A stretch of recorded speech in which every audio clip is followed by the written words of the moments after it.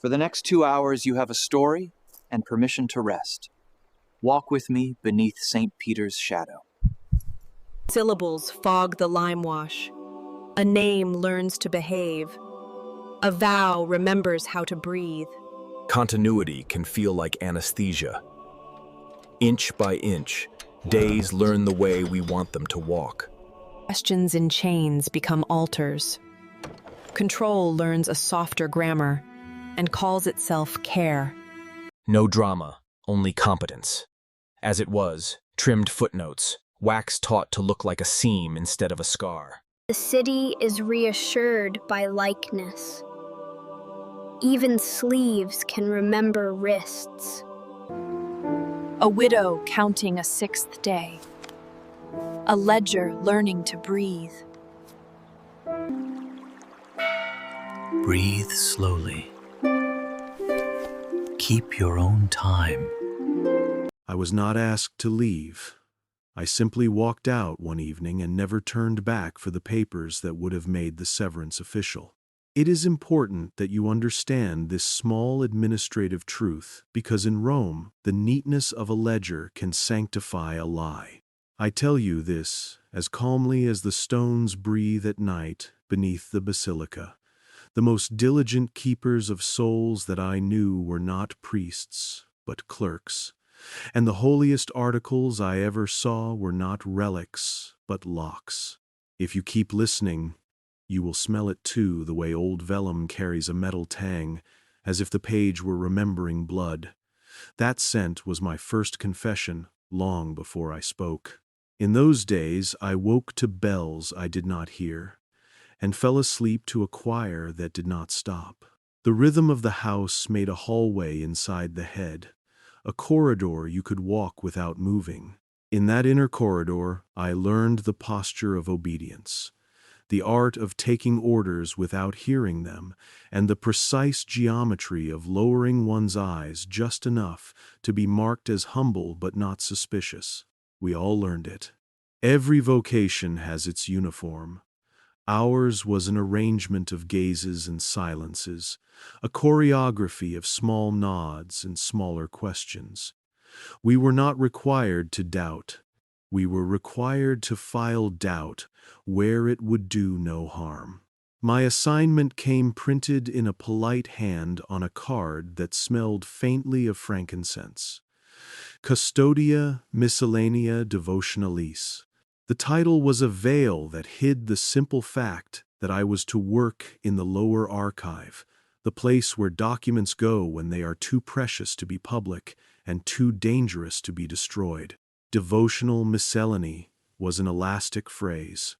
It could mean the inventory of wax used for Easter candles in a year when bees were scarce, or the report of a miracle so well attested that it needed to be hidden until witnesses could be relocated, or the last letter of a scholar who died inconveniently convinced of something he could prove.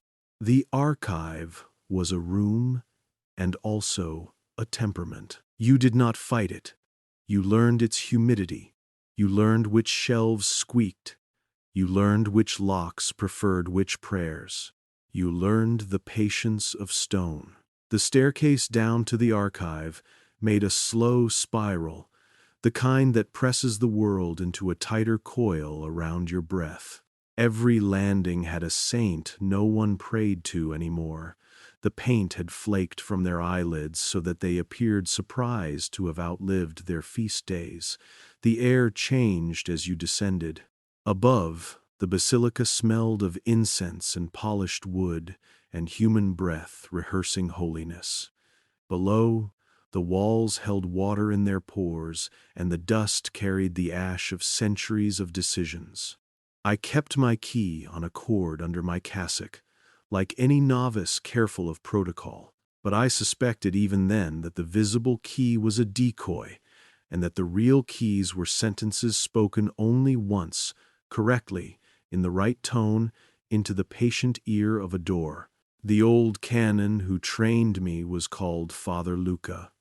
He had the kind of voice that made you think you were already mistaken before you had spoken. His humor was so gentle, You could bruise yourself on it without noticing and later call it a blessing. He wore his spectacles on a chain, as if he feared they might escape. To this day I cannot think of him without seeing his hands, the left bearing an ink stain like a birthmark, the right holding a quill cut from swan-bone. Ink remembers what the mind forgets, he told me, and perhaps that is why I have always trusted the stains more than the signatures. He supervised my first lesson in sigils, which were catalogued not as magic, God forbid, but as historical devotional diagrams of uncertain pastoral use. He did not wink when he said it. He merely placed before me a page whose lines smelled like oil and winter, and asked me to trace the geometry with my breath before putting ink to paper. If you breathe with the page, he said, your hand will follow. We copied in a slow hand, we listed titles in a slower one, and we learned the etiquette of chained books. The chain is not for punishment, he said. It is a sacrament of place. Some words must not wander. I asked him, only once, whether the chain was an admission that the book wanted to leave. He did not dismiss me. He simply returned the question in another shape. If a memory intends to run, is a calendar, a leash, or a map? Then he pointed to a column of small letters in the inventory margins. They were feast days that no longer existed, holidays retired with such tact that even the saints had not been notified. These, he said, and his left hand hovered over the ink blot on his skin as if the blot were listening, are addresses that the city has folded. At the end of my first winter, when the damp had taught my bones the patience of drips, Father Luca handed me a key that wasn't listed on the roster. He did not announce it. He slid it into my palm while my other hand was steadying a folio, as if giving balance some weight. The metal was black iron, the teeth cut shallow, the ring engraved with a prayer too old to pronounce. It was cold enough to bite through leather, and when it touched my skin, I felt a thin filament of ache travel from palm to elbow, as if the key were a wire seeking a ground. This is for when the chanting stops, he said. You'll know where it goes. He added nothing, not even the liturgy of a warning. I wore that key under my habit and did not ask its name. The first rule of a new instrument is to listen. To speak of the corridor, I must first explain the door that pretended not to be a door. It was hidden in affability. A tapestry hung beside a wall of beige stone where visitors sometimes waited during storms, and the tapestry depicted an angel one sees on holy cards, raising a sword that failed to catch the light. But if you approached the tapestry, when the basilica exhaled heavily in the late hour, you would hear a sound like pages shivering, the papery rustle that happens when someone revises a thing they swear has never changed. There was no draft. There was the suggestion of a draft. The difference is important to those of us who have copied 1,000 dates and know how a small curl of a number can make a century bow. I did not lift the tapestry the first time I heard it. I am not a hero. I am a creature of sequence and habit, and the only rebellion I had learned was accuracy. I stood 4 breaths longer than usual in that waiting space and counted the pages of air as if they had been written by a careful hand. The second night I traced the border of the tapestry with my fingertips and felt an absence of wall where the angel's sword shadow had fallen. The third night, which smelled of candlewick and stone fatigue, I found my hand already inside the fold before my permission arrived. The gap revealed no seam, and yet the key in my palm warmed slightly, as if it had remembered a name I had not yet spoken. The lock was where a lock would prefer to be if it had aspirations. invisible from all but one angle, cut into ironwood so old it no longer bothered to creak. I did not kneel because the space required crouching, and I had learned that the body sometimes makes piety a convenience. I did not pray either. I placed the iron into old wood, and when the key turned, the door let out the sound a choir makes when no two voices are brave enough to begin together. It was not a gasp. It was the surrender of hinges maintained in secrecy. The smell that issued from the darkness was not mildew, but the dry metallic breath of clean stone that had not seen skin in a long time. It was the smell of a page that has decided not to forget. There are corridors you walk with your feet, and others you enter with a decision. This one demanded both. The light from my candle shortened itself at the threshold, as if taxed for daring to cross. I stepped forward anyway, and discovered that the darkness loved me in a practical way. It returned every sound I made with a ledger's precision. The echo calculated my distance from the door, my weight on each stair, and the small correction my breath made when I lied to myself about not being afraid. The walls were not adorned with saints, which was a relief. I have no quarrel with holiness, but I distrust portraiture. Instead, there were niches that held marble busts with their eyes drilled through, the pupils open like wells cut to nowhere. The effect was both merciful and unkind, as if the corridor were offering me anonymity in exchange for the certainty of being watched by something that did not need eyes. I could tell you that the whispers began at once, but it would not be accurate. We manufacture plot from fear the way bees make wax from hunger. In truth, the first sound was the paper-on-paper scrape I knew too well from the archive, the 1,000 small abrasions by which history tidies its hair. A noise like revisions happening far away and in the next room, which is where revisions prefer to be close enough to shape us, distant enough to be disowned. The corridor sloped in a manner that kept the body circulating its ancestry in the calves. Every 7 steps, the floor introduced an imperceptible curve to keep you from believing in straight lines. On the 6th of such curves, a cabinet appeared that did not fit the dimensions of the hall. Space made itself a courtesy around it, as if humoring a guest of great importance. Inside that cabinet were plates of copper, engraved with patterns of the sky. They were not star charts as sailors use them. The constellations were shifted by the width of a whisper. The seasons rotated so that harvest festivals landed on dates with pastoral names but political uses. The plates belonged to a calendar that would have been accurate enough to satisfy an empire and merciful enough to spare its ledgers the embarrassment of armies arriving either before or after their victories. When I angled my candle, the etched lines caught fire along the equinoxes and then relaxed into a uniform dim. I traced one arc with a finger and felt the press of a particular doctrine. Time is not a river. It is a cloister. Inside a cloister, you walk in circles on purpose and call the repetition devotion.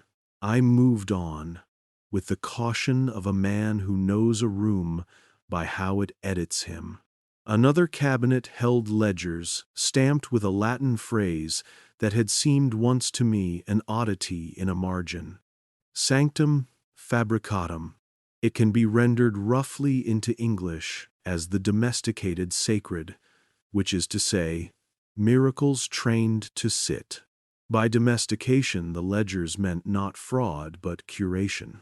A bolt of lightning that frightened soldiers on the eve of a campaign became, once promoted, a relic housed in a gilt tube and paraded at harvest so that gratitude and obedience could shake hands in the public square. A scholar's lens that gathered light too sharply was named a halo, its inventor given a feast on a day later erased. his notes consigned to an archive labeled Devotional Miscellany by a polite hand that had never read them. A physician's regimen for care of fevers was rewritten as an act of mercy attributed to a saint whose statue had never been carved. It was not that these things did not happen. It was that they were made to happen again, differently, on the page, where victory is tidier and fear can be given a blessing.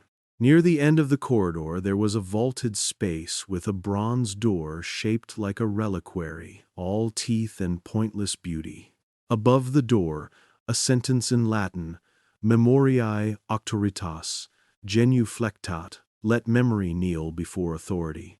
I have translated it since in less elegant terms for friends over coffee. It always tastes worse in English. The door enjoyed being opened.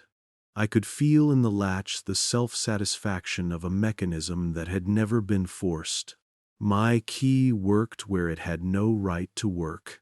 The way a word spoken in exactly the tone a child remembers will open a grief years after the funeral. The chamber that greeted me was not large. The ceiling had been lectured into a firmament.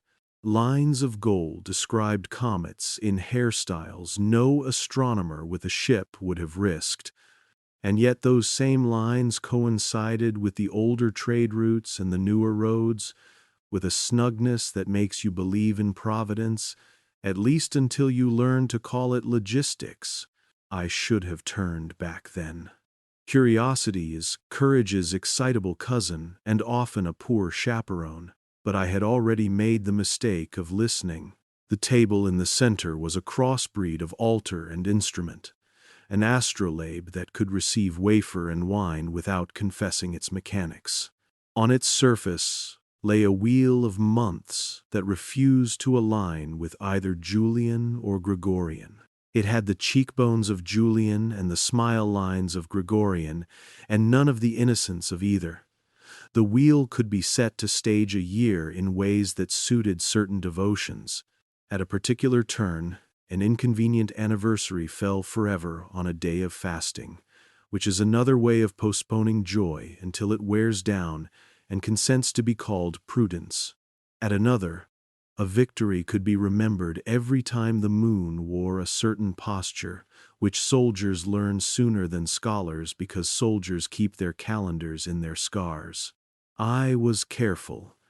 I touched only what begged to be touched, which in such rooms is always more than is wise. The ledgers around the table made arrogant promises in small, neat letters. They enumerated the pastoral benefits of trimming memory. If a saint's story grows hard, remove his feast. The calendar will do for him what no verdict could make him gently invisible. If a century swells with wars and pestilence in an uncooperative pattern, correct it with the instruments of astronomy and name the correction a reform. If a text refuses to agree with its neighbors, curb its appetite for daylight by chaining it politely, then bless the chain, then teach the lock a prayer so that opening it feels like sin. The logic had a terrible symmetry, the kind that puts a human being to sleep because wakefulness would require choices. When I understood a fraction of it, my first emotion was not anger, it was relief. To find the mechanism behind bewilderment is to be temporarily spared. How many times had I flinched at a date that did not fit and blamed my eyes? How many pilgrim diaries had wandered off the edge of a festival, only to find themselves restored by a copyist with a clean conscience and a steady wrist? The room said, "You were not careless. We edited the map under your feet." The room said, "Obedience is not an accident.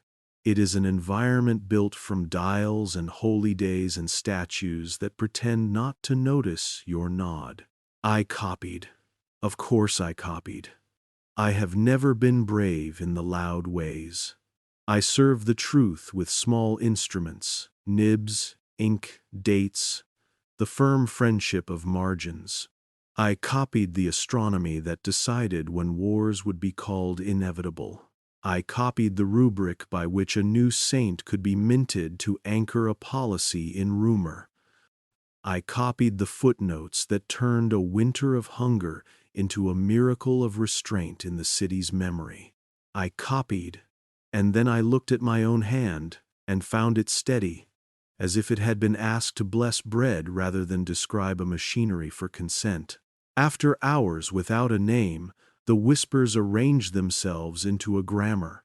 They were not ghostly. They were administrative. Paper speaking to paper, shelf to shelf, page to chain. A bureaucracy is a choir that lost its lyrics and kept the harmony. I could make out fragments, scraps of instructions, old directives softened by humidity into a friendliness that made them more dangerous. If the moon rides high in the house of credulity, send banners east.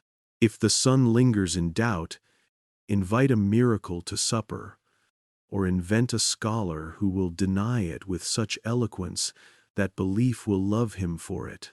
If a new instrument threatens to measure too much, call it a halo and place it over a saint's brow. The faithful will not ask to peer through it. I recognize how this sounds to you. Paranoia delivered in a velvet voice for bedtime, a thriller performed with the hands folded. Remember that I am making no claims to unique heroism. I did not dismantle the table or denounce the ceiling or exhume any saints. I did a smaller, more subversive thing. I remembered. I took notes not in the language of conspiracy, which bores quickly, but in the syntax of inventories and weather logs. I wrote down the smell of the room at each visit, and which months the wheel liked to rest in, and which busts in the corridor seemed to lean toward the wall when I passed, as if eager to eavesdrop. I wrote in a script I had taught my left hand out of boredom, the hand with the ink blot like Luca's, because sometimes memory behaves if you give it a disguise. The night the key warmed again, Father Luca's shoes were drying near the furnace, and he was asleep with his spectacles in his hand, a posture of trust I have never permitted myself since. I placed a blanket over his shoulders and considered waking him to tell him where the key had led me, and then I understood that he already knew. He had trained me in the politeness required of a lock. He had curated my questions so that they would not embarrass either of us. He had slid the iron into my palm and given me, without saying so, the only permission such doors recognize: the confidence of a person who has learned to carry secrets without needing to be thanked. If you are waiting for a revelation, I cannot give you one that will satisfy the impatience of daylight. The first chapter of any true confession is mostly housekeeping. I lay out a room, I show you the cupboards, I teach you where the draft begins, and I tell you the trick of the tapestry that turns to space if you angle your candle just so. We are not yet at the moment when I disobey a commandment or erase a century with a sigh. We are only at the place where a vow learns to share its bed with a key. If you feel cheated, you have not yet learned the ethics of stone. What matters is this: once you know that a door exists, you cannot unknow it. You can refuse it, you can scold it, you can bless it by pretending it is not there, but your feet will begin to count steps even when you are still. The body keeps a separate calendar. It remembers the week when the city folded a saint, and the day an anniversary wandered into fasting and did not come back. It remembers the smell that pages wear when they are newly certain of themselves. My feet counted, my breath kept a diary, my hand turned practical. The corridor and I understood one another. It would not frighten me if I did not pretend to be brave. I would not demand clarity from it if it would allow me to leave with my candle still burning. In the months that followed, the corridor lent me a peculiar gift. I began to see the edits above ground. A sermon that should have begun on a date that no longer existed found itself delivered on a cousin of that day, one invented to soothe an administrative discomfort far from the pulpit. A procession that should have taken an hour learned to take 2, and then politely insisted that this had always been the case. A scholar's footnote apologized for beginning again, which is what a footnote says when it has been forced to serve 2 masters.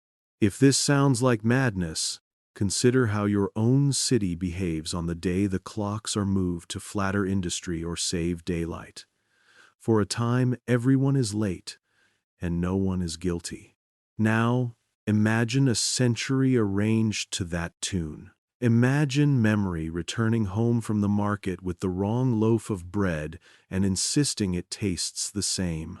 I kept my parishioners, such as they were, safe from my discoveries. A shepherd does not announce the wolf while the prayer is being said. But after the blessing, when the faithful shook my hand and handed me small notes folded to resemble currency and confession in equal parts, I listened to their dates. The year a father died, and the year a child lived, and the season the house got quiet, and the week a lock appeared on a door that used to be a curtain.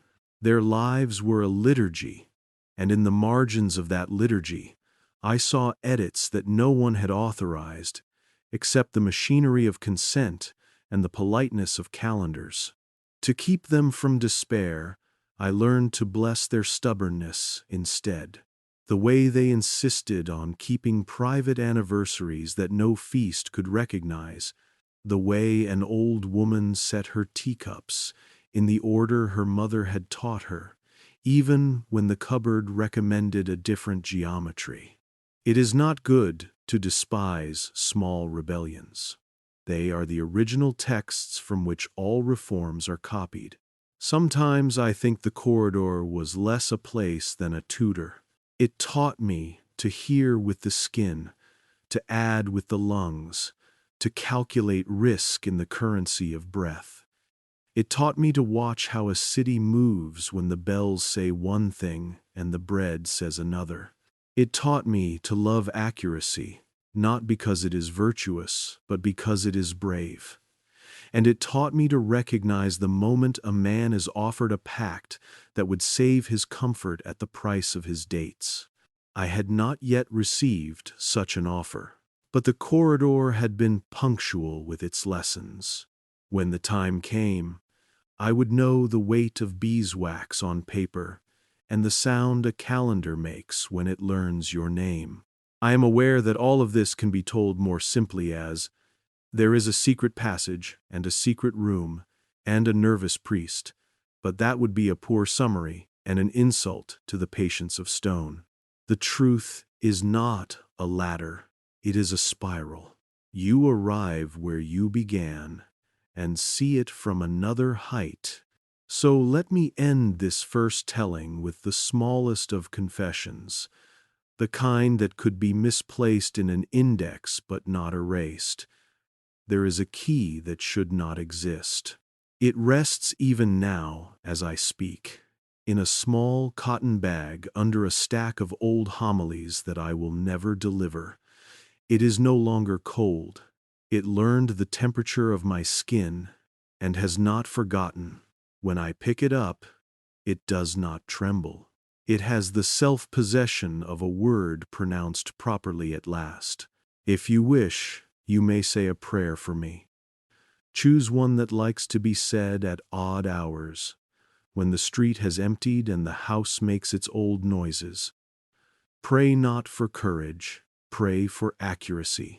Pray that I remember the smell and the slope and the cabinet that did not fit and the way the lock enjoyed being itself. Pray that when I tell you the rest, I do not flatter myself. For now, hold the image of a tapestry with an angel whose sword refuses the light and a young man learning to count his breaths the way a clerk counts coins. Hold also the small administrative truth with which I began. I was not asked to leave. I left. In that tiny act of untidiness lay all the order I would ever need. And if you find yourself drifting towards sleep as I speak, do not be ashamed. Drowsiness is the body's way of protecting a tender thought as it forms. Let your lids descend like a door that does not protest its hinges. Somewhere beneath you, stones are practicing patience. Somewhere behind a tapestry, a draft is remembering how to be a page. When you wake, if you wake into a different arrangement of hours than the one you recall, do not panic.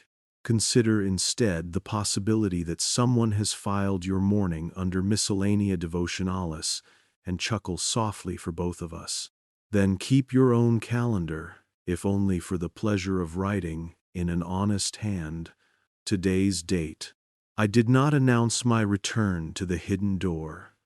The city was already busy inventing an innocent morning for itself, and it is vulgar to tell a secret in a room where breakfast is being negotiated. I waited until the basilica sighed again, the way great houses do when the last conscientious footstep has taken responsibility for the others. The tapestry looked as it had looked, which is to say, as though it had never been touched by a hand that meant anything by it. The angel's sword still refused the light with a discipline I admired. It is rare to see a weapon committed to obscurity.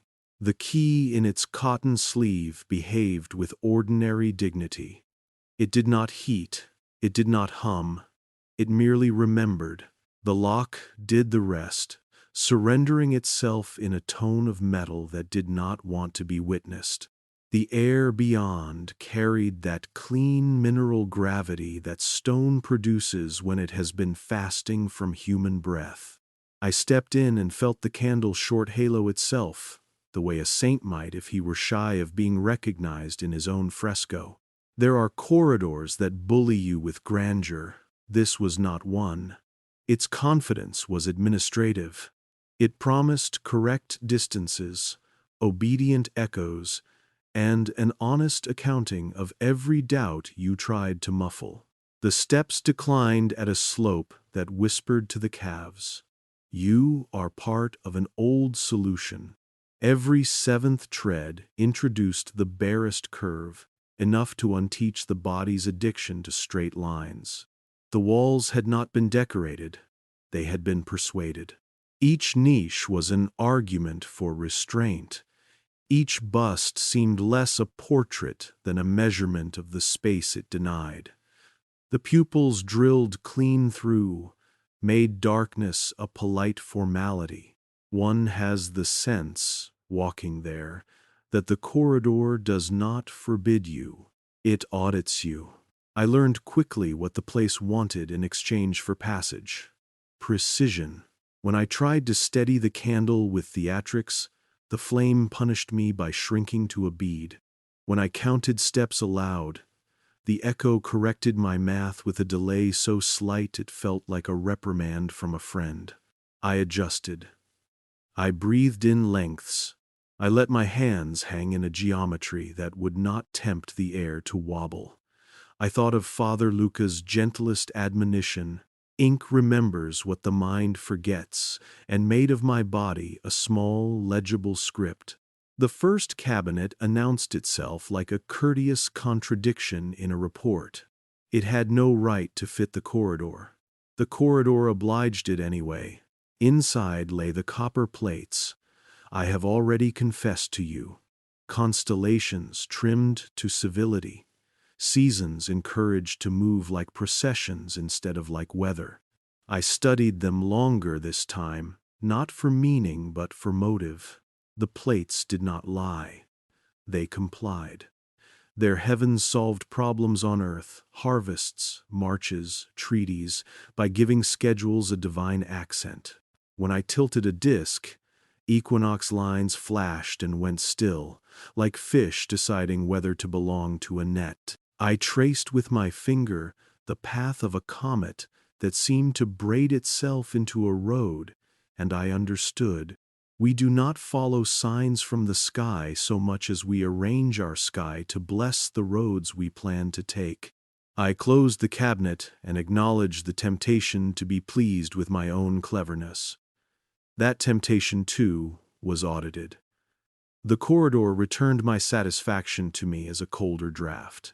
Intelligence without accuracy is merely a more cultured panic. I apologized yes to Stone and continued. The second cabinet bore the seal Sanctum Fabricatum. You might translate it as the sacred housebroken. The ledgers were thick with unblushing utility. Lightning reappeared in their pages as relics with itineraries. Telescopes were renamed halos, where a scholar's gaze had proven too hungry for comfort. A physician's regimen for fevers had acquired a saintly sponsor and a story about mercy that was easier to repeat than instructions about boiling linen. It was not deception, it was choreography. Fear and hope learned their steps together, and the public square called it a festival. If I sound contemptuous, forgive me. I have no quarrel with consolation. I only object when consolation is optimized against memory. Past that point, the corridor refined its vocabulary. What had been whispers the first time, the paper-on-paper hush of 1,000 edits arranged itself into an intelligible grammar. Not language, exactly. Procedure. The best offices speak to one another in a syntax of tasks: copy, file, re-index, obscure. The verbs arrived without subjects, and that, too, was meaningful. The corridor taught me that the most dangerous decisions in a city are those for which no one is listed as responsible. Halfway between cabinets, this is an estimate made by the calves, which are meticulous auditors. A register door stood ajar, as if some sacristan had been called away to a piety that took precedence over filing. I resisted it. I have promised you accuracy, and curiosity is the sworn enemy of accuracy when it is bored. But the room beyond breathed like an opened ledger, and I recognized a smell that returns in the oldest pages: warmed iron, beeswax, and a little old water. The combination is the past, telling you it has decided to be legible again. Inside, shallow drawers received papers like sleeping fish. Each drawer front bore 2 dates, one that citizens remember, one that administrators respect. The difference between them averaged a season, sometimes 2.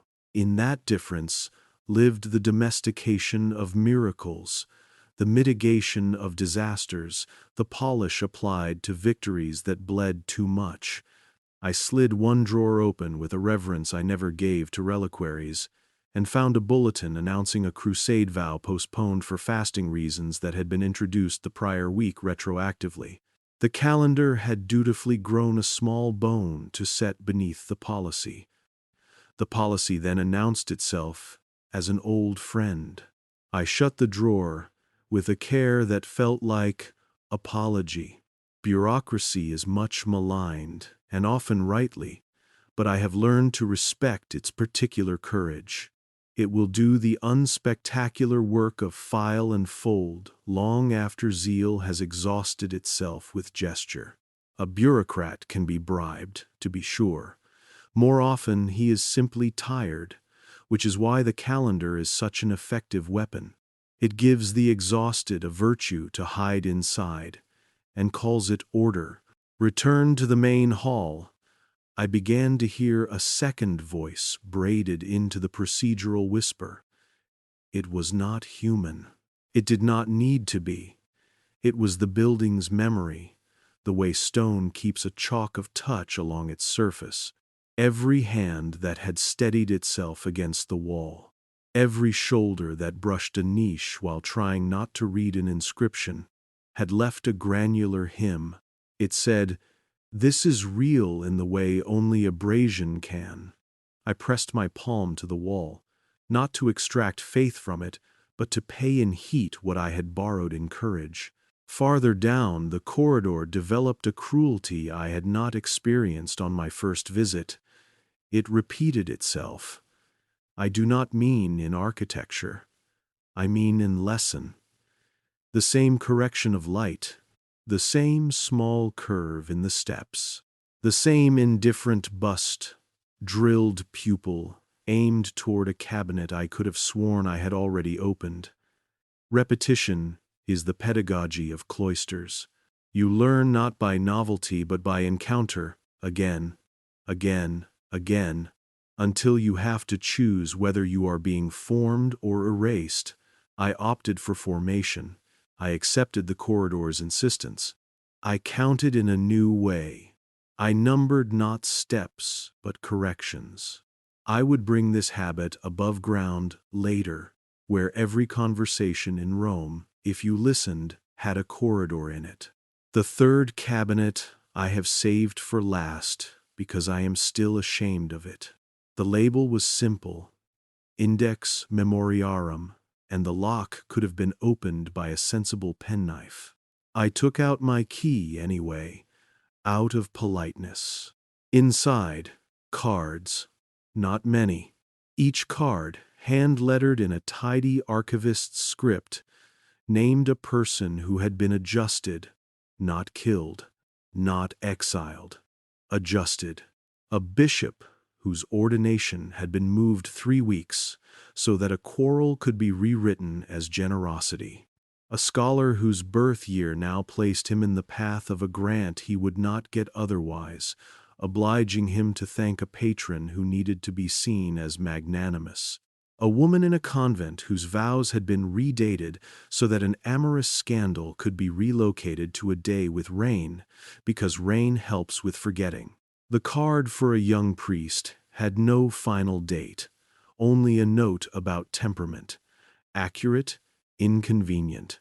I shut the drawer and placed my forehead against the wood, the way I have done against altars when I am not sure whether what I need is absolution or abstinence.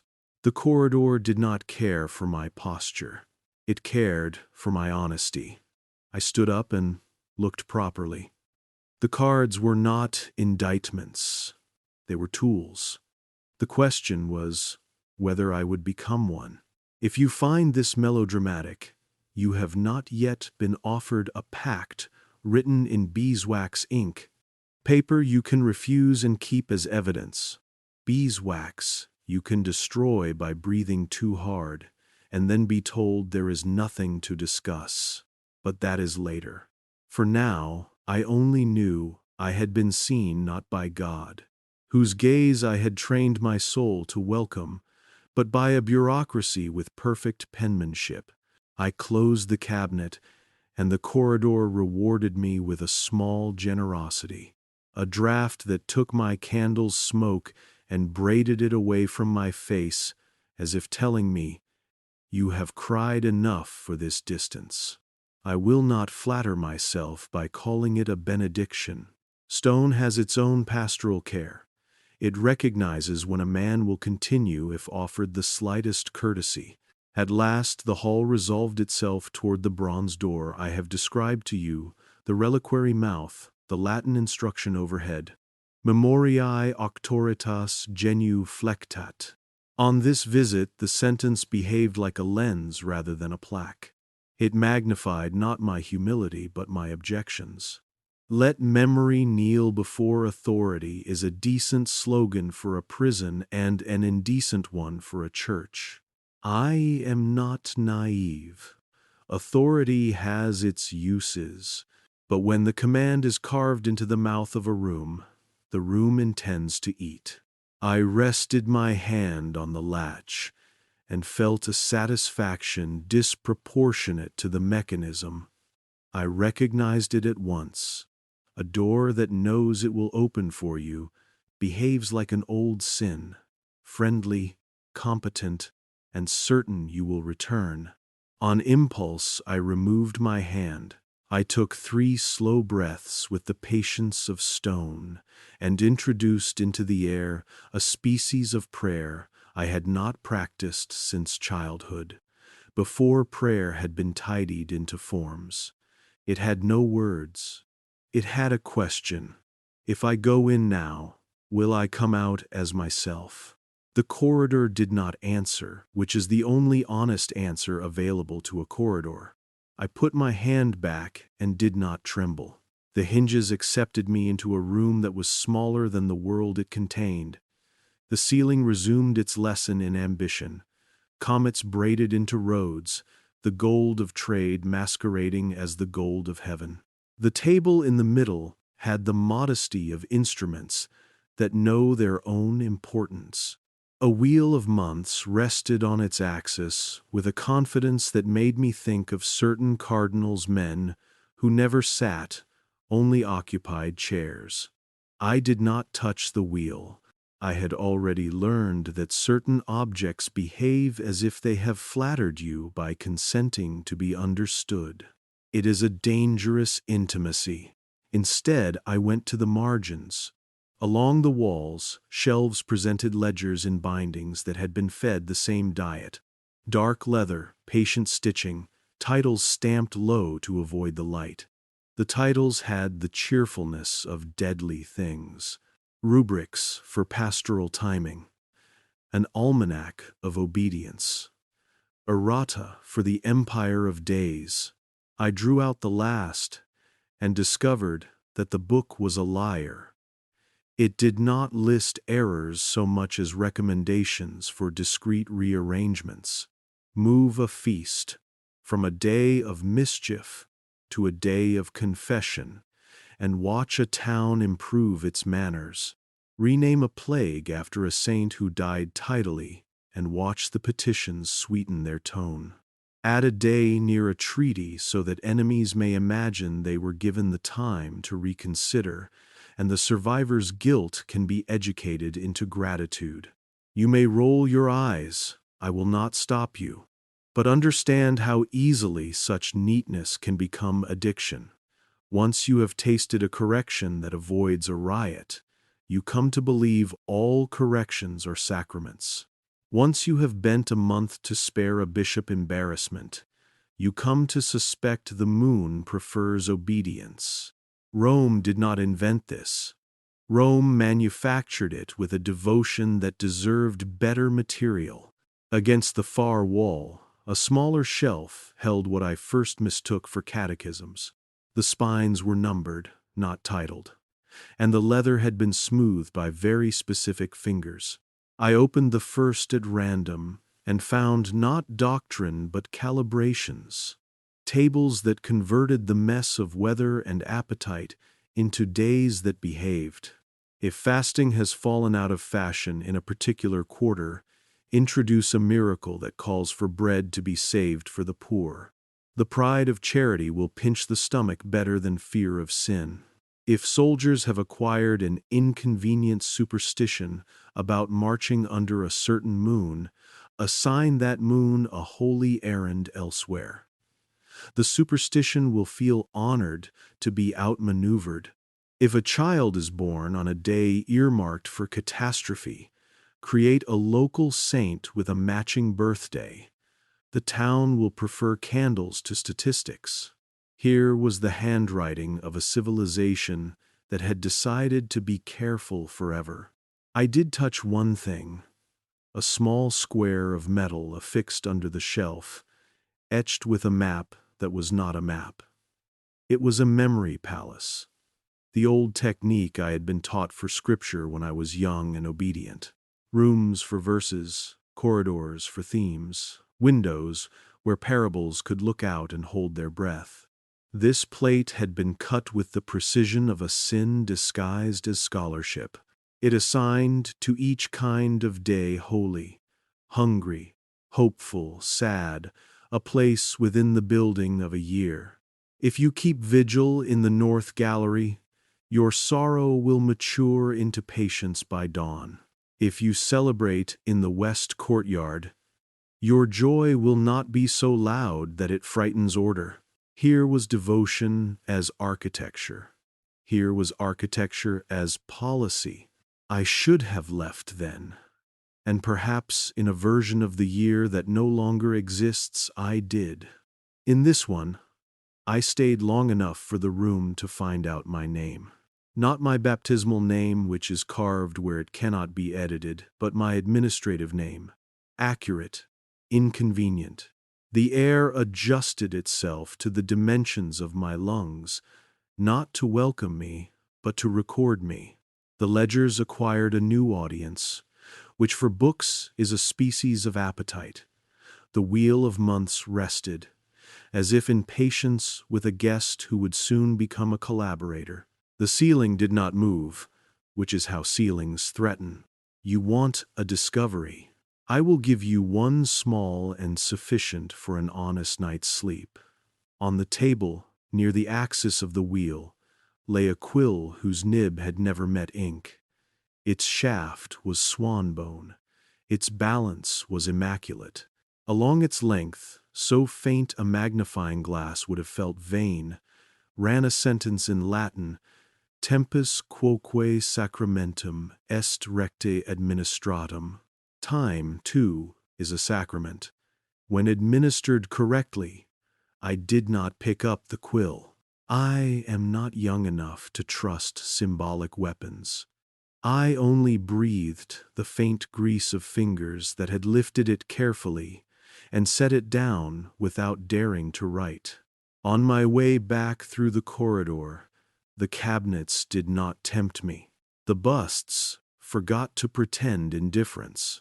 Their drilled pupils, which admit darkness without shame, faced my candle and made of its small flame a doctrine I found comforting. Where a drilled eye accepts no image, even weak light is sovereign. I carried that doctrine upstairs into a basilica that had already laundered its mourning into decency. The angel's sword on the tapestry may have twitched. I cannot swear it. The key cooled loyally against my chest. Above ground, the calendar hid in the things it had arranged. Bells were correct, which is an accusation. The sacristan, who had never once spoken to me, asked whether I might prefer a better pen for Sunday's registry, which is an invitation to say nothing. A tourist admired a statue of a saint whose feast day recently learned to coincide with a market. The tourist admired abundance and called it piety. I watched the city rehearse its obedience and loved it with the gentleness one reserves for children who have been too carefully managed. That evening, in the room where I sleep among books that will never be chained, I wrote nothing. I made tea the way my mother taught me, measuring the water with a stubborn cup whose handle has been repaired twice, with a glue so honest it refuses to conceal itself. I let steam interrogate my face. I listened to the minor music that porcelain makes when the spoon goes quiet. Then, in a hand I reserve for confessions that cannot be mistaken for sermons, I began a small ledger of my own. No dates, only corrections. I listed what the corridor had corrected in me: my hunger for novelty, my contempt for procedure, my willingness to be flattered by doors. When I finished the page, I placed it beneath the cotton sleeve where the key sleeps. Keys prefer to lie on truth. It keeps them from dreaming of locks. I did not pray.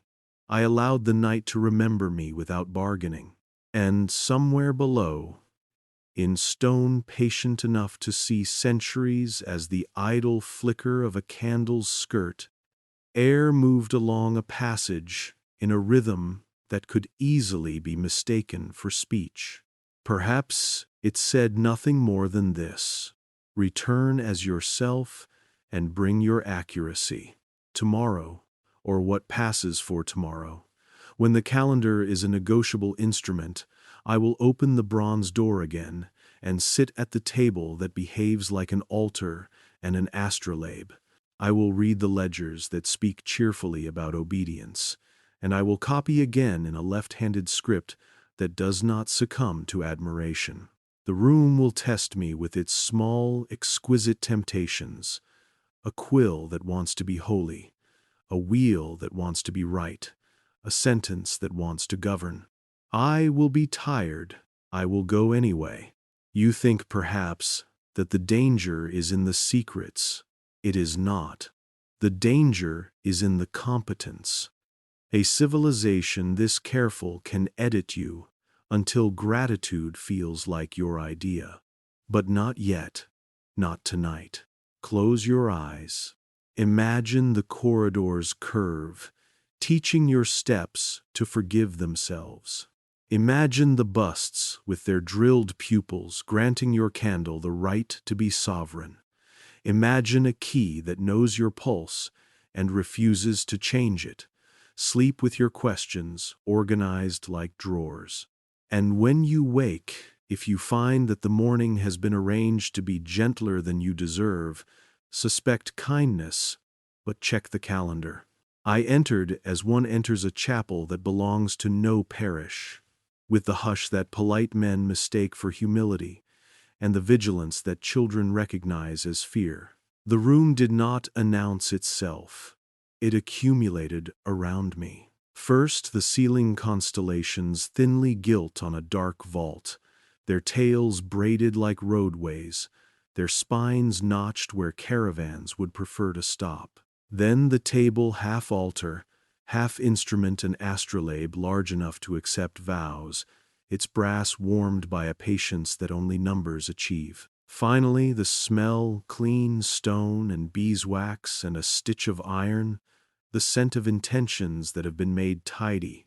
I did not touch the wheel of months. It was already touching me. I stood close enough to feel its balance, the way a trained animal can feel your breath, and decide whether to pretend obedience or to grant it. The months on the rim refused the calendar I knew. This wheel was older in its audacity and younger in its etiquette, a hybrid that had married imperial convenience to pastoral tone. On its face, small marks barely ink at all, hinted at where a feast could be moved without breaking a town, where a treaty might be granted the theatrical pause of piety, where a war could inherit the courage of a constellation that citizens no longer knew how to name. The wheel was not an oracle. It was a governor. Around us, ledgers waited with the impoliteness of objects that know they will be read. The bindings matched, dark leather, patient stitching, titles pressed so low they could not possibly love the light. Rubrics for pastoral timing. Almanac of consent. On the domestic use of miracles in years of unrest, I reached for none of them. Instead, I watched the ceiling teach me to be small. The comets were ambitious. They crossed territories with the confidence of signatures. Where a tail intersected a pilgrimage route that had once been a supply line and would, with a minor correction, be both again. A pin of gold held the thought in place. It was astronomy as handwriting. It was logistics in the clothing of providence. Once, a novice had asked me whether God favors circles. I told him what I had been told, which is how error survives. Here, without a master to defend, I answered myself. God may favor circles, but empires adore them. They repeat safely. They train the year to return to where it is expected. They spare administrators the embarrassment of novelty. The wheel before me promised a year so competent that sorrow could be rescheduled and victory dehumidified.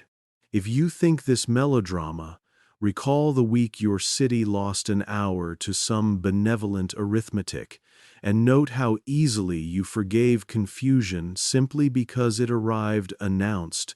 There was, near the axis, a quill of swan-bone I had seen on my last visit and spared myself by not lifting. I spared myself again.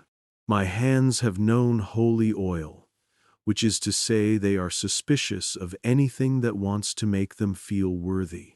On the quill's shaft ran a sentence so faint it preferred to be guessed. Tempus quoque sacramentum est, recte administratum. Time, too, is a sacrament when administered correctly. The word administered did not glance at the chalice. It shook hands with the civil service.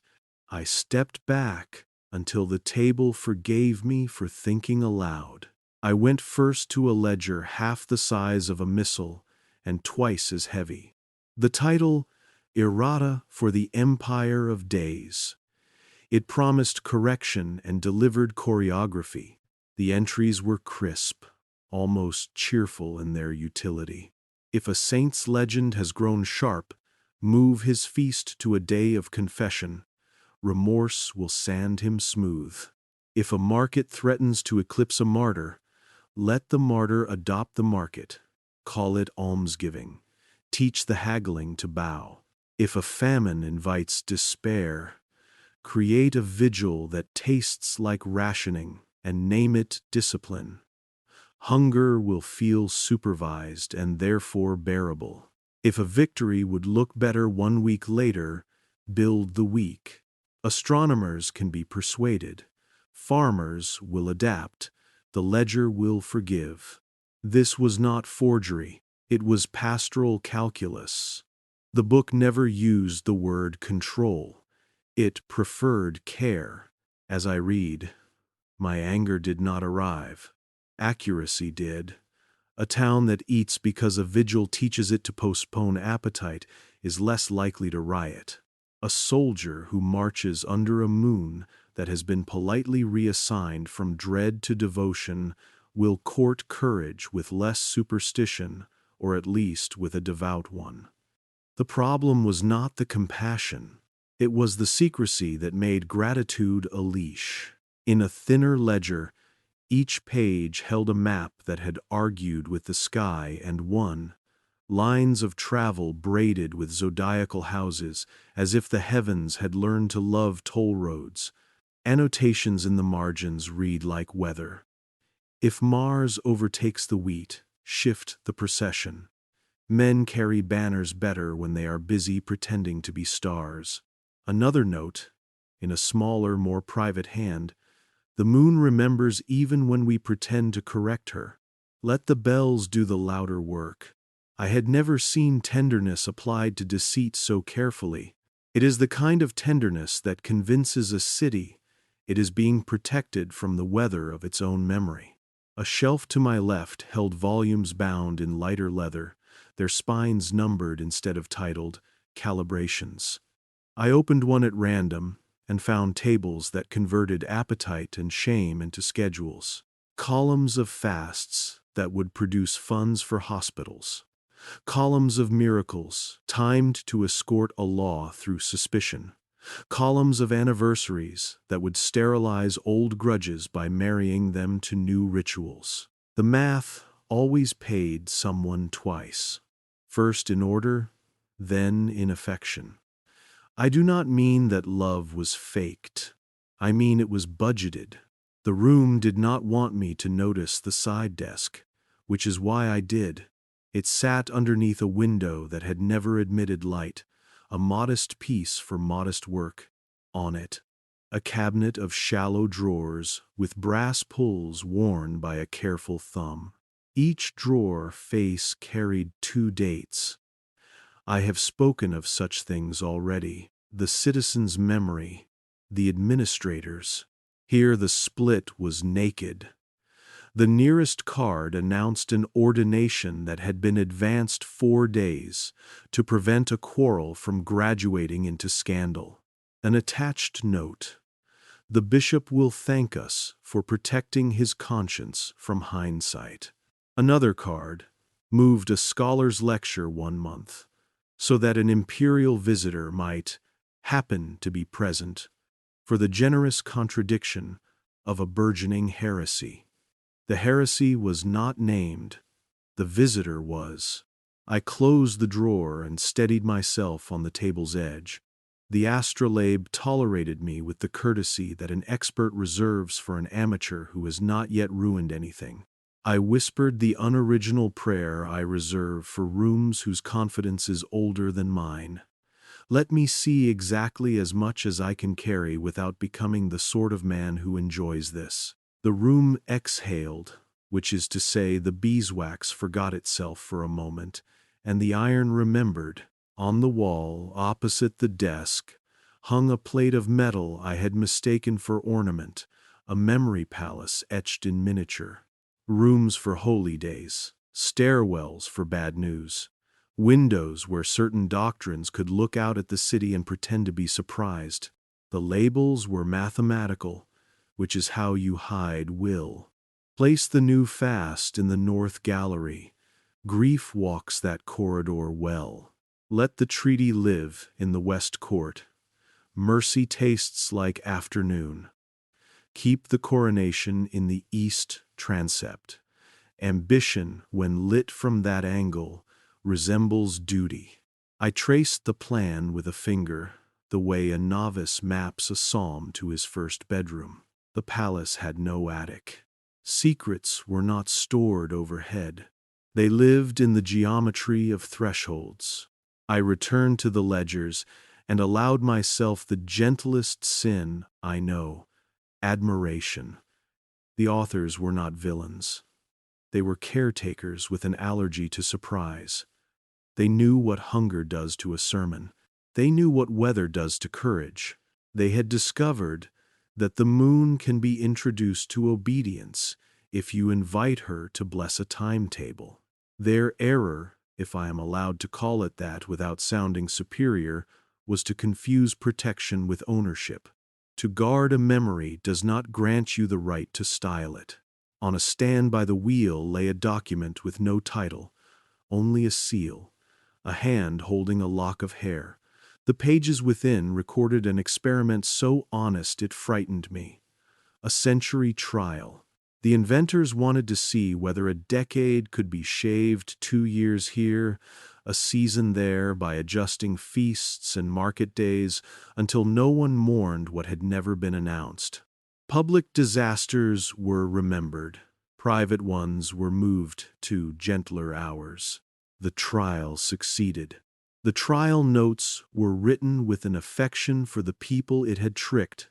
The city, believing itself to have been spared a plague of riots, thanked the heavens and built a fountain where the long year would have ended. At the bottom of the last page, in that same honest hand, if we can subtract, can we later add? If so, to whom do we grant the charity of extra life? I could not breathe for a moment. The question was not blasphemy. It was tenderness bent the wrong way. If you are waiting for me to denounce the authors, you misunderstand what priesthood, even retired, does to a man. I prayed for them instead, not words, a posture, the one you make when you know a person has loved something rightly and learned too late. That love can be organized into harm. The room tolerated my pity the way iron tolerates rain, politely, without any intention of altering itself for my comfort. In the lowest shelf, half hidden by the habit of dust, I found a narrow volume that disgraced the rest by being beautiful. The leather was soft, the thread a red so fine it caught at nothing. Inside, the lives of the borrowed popes, not biographies, schedules, seasons in which a placeholder would warm the chair while a treaty lengthened or a map's correction softened into inevitability. A borrowed pope, the author explained, with a frankness that could only have been written for those who already knew, is an interval made flesh. The intervals had faces. They were not monsters. They were devout, practical men whose sanctity was to be brief. A note beside one entry. He believes he is temporary. He is therefore tireless. Keep him from seeing the wheel. I shut the book, as a man might shut a mouth he has kissed and regretted. Why copy? I asked the room in the way one asks a hillside why it is sloped. I already knew. Ink remembers what the mind forgets. But also, ink enforces. A ledger that directs a century is not simply a record. It is a trapdoor under the feet of argument. Anyone contesting it must first contest the tone, and the tone is polite. I set my own notebook on the table, a small act of insolence. I wrote with my left hand again, the hand that keeps secrets safe from my right's eagerness. I did not write conclusions. I wrote correspondences. The day they moved a feast, the storm that, on a corrected map, arrived a week early, the miracle that coincided with a vote, the orphanage that received funds when a vigil learned to love restraint. I refused to accuse. I refused to flatter. I counted. There is a sound ledgers make when they accept a reader as a collaborator. It is not the turn of a page. It is a lapse in the beeswax, a softening of precision that says, very quietly, we will not expose you if you do not expose us. The room offered me that treaty. I did not answer, because the only honest answer available in rooms like this is to leave. I closed the books I had opened. I cleaned with my sleeve the faint grease my breath had left on brass. I placed the swan-bone quill back along the axis where I found it, as if it belonged to a scale that had weighed me and decided not to announce the result. At the threshold, I looked up. The comets had learned my outline, not my face. This civilization does not trust faces, but the dimensions of my hesitation, their tails braided more tightly where I had stood longest. I nearly apologized. Then I remembered the busts in the corridor with their drilled pupils. A drilled eye accepts no image, it judges only light. The lesson traveled from wall to lung. I do not owe contrition to a ceiling that pretends to be the sky. I owe accuracy to the people who live under genuine weather. I stepped out, and the bronze door pretended it had not enjoyed me. The corridor corrected my posture with 3 small curves. At the cabinet of Sanctum Fabricatum, I paused, not to read, but to grant myself the smallest mercy. I touched the spine as one touches a sleeping child, not to wake, but to count. I counted only to 2. Mercy is stronger when it is small. Halfway to the tapestry, I heard what you will call whispers. They were, in fairness, more articulate than before.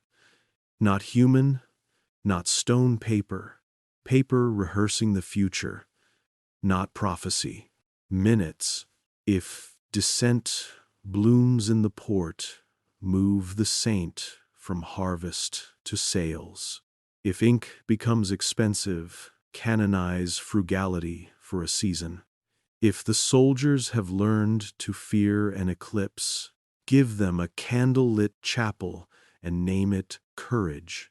The voices were not sinister, they were efficient. I recognized in them the fatigue of caretakers who have promised too much and dare not rest. I pitied them again, and again the corridor ignored my pity. It prefers exact change. When I reached the tapestry, a draft rose from the floor, that old trick of buildings that want to keep you. I let it pass through me. I have learned to be porous where persuasion is concerned. The angel's sword refused the candlelight with that same disciplined obscurity. I thanked it aloud, my first impolite act of the night. There are instruments that cannot be improved by being seen. A refusal to shine can be a liturgy. Above ground, mornings were already being ironed like linen for a holy table.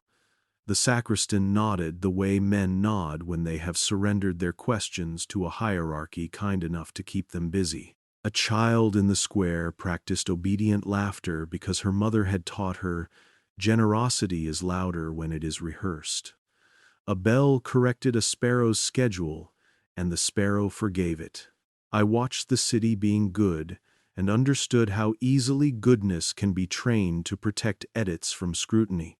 I did not sleep that day. I lay on the floor of my room and let the stones teach my spine the alphabet of weight. It calms a man to know what can hold him.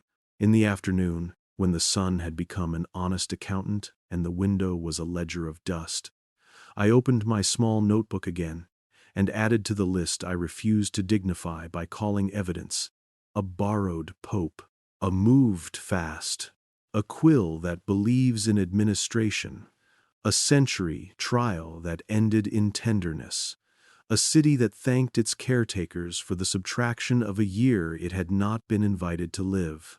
I wrote as if I were copying the weather. I wrote as if someone might one day ask me to prove that the sky had been arranged to make us grateful. Evening brought the choir's low cloud, and with it a temptation to dramatize. I refused. Drama is a luxury in rooms where ledgers are busy. I brewed tea in the stubborn cup and stirred it until the spoon consented to be silent. Then I folded my palm over the cotton sleeve where the key slept and whispered the only sentence the prognostication room had not taught me. There will be no treaty. The key warmed, not in agreement, in memory. Iron learns a man faster than Scripture does. Tonight, I will return to the room and perform the least cinematic of rebellions. I will read more slowly. I will copy less. I will listen for the places where compassion has been trained to do harm and mark them with a pencil that refuses to darken the page. I will sit at the table that believes it is an astrolabe and let it insist on its gravity. Then I will rise without bowing to the ceiling and carry into the uncorrected air a single, insufficient discipline. I will ask people what day they think it is and believe them. You expected a climax here, a revelation crisp enough to wake the city. It is not time. This is the chapter where vigilance learns the difference between suspicion and accuracy. Suspicion grows proud quickly. Accuracy is shy. It prefers to be invited. If you are growing drowsy, do not scold yourself. The room was built to make sleep honorable. Let your eyes lower like doors that have oiled themselves for silence. In the dark behind them, a wheel will spin that has nothing to do with brass. It belongs to you. When you wake, if you feel an hour has gone missing or arrived too generously, do not rage. Ask instead, who needed me to feel grateful at that exact time? Then, gently, write today's date in a hand that refuses to kneel. I did not learn the trick of subtraction in the prognostication room. I learned it in a basement with poor lighting and drawers that insisted on being opened at the angle a wrist uses when it wants to be forgiven. The archivists called it the Catacomb Ledger Annex, a corridor of shallow cabinets where memory lay down on its side and pretended to be asleep. When I exhaled, the dust rose like a congregation practicing humility. When I inhaled, a sweetness of beeswax mingled with the iron of staples and the faint, accidental perfume of my own fear. Each drawer wore 2 dates on a brass lip: citizens' time, administrators' time, and I will not pretend I was brave when I began to pull. The first I opened contained a pilgrim's diary, a common book bound in calfskin and bound again by grief. Her entries were sparse: bread, a prayer, a pain in the ankle, a rumor about a healing spring, a scrap of a hymn remembered at the wrong pitch. Then a sentence that did not fit. We heard the Pope speak on a feast day that no longer exists.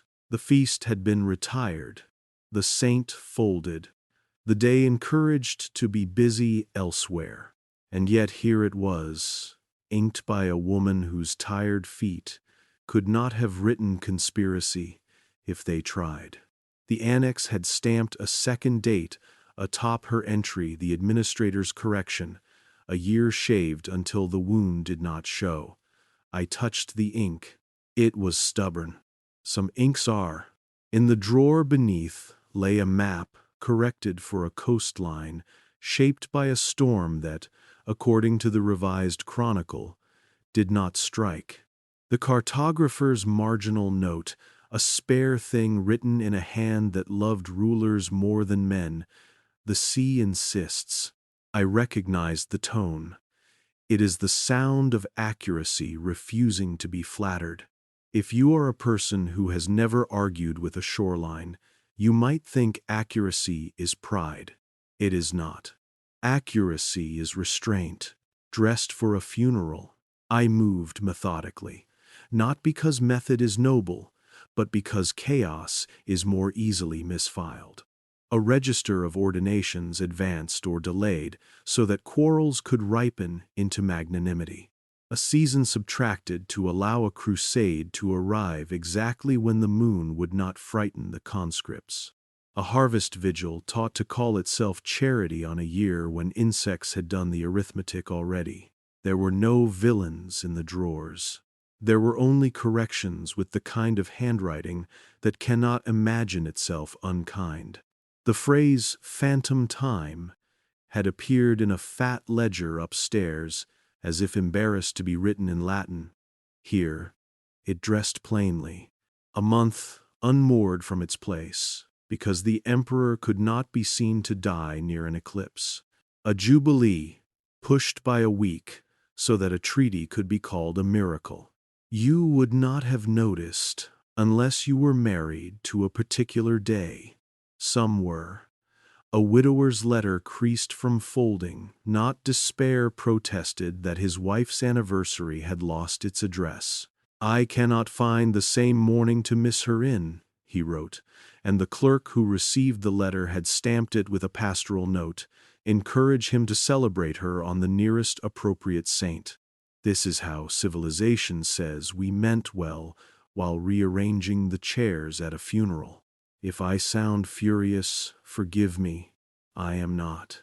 Fury is a bright instrument, and this annex favors the dull ones, the awls, the files, the patient razors that shorten centuries by whisker and apology.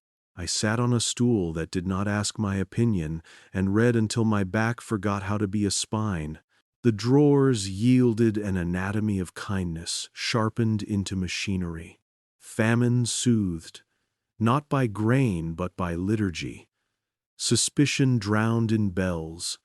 Sorrow taught to fast in a way that made it immune to questions.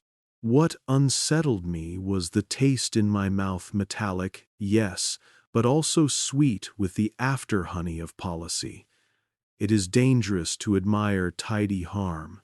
It is fatal to enjoy it. In a long drawer near the floor, I found a fetish of the building. Paper graves.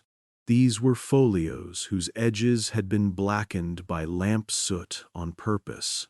The practice began, as many practices do, in affection to protect the margins from moth and thumb.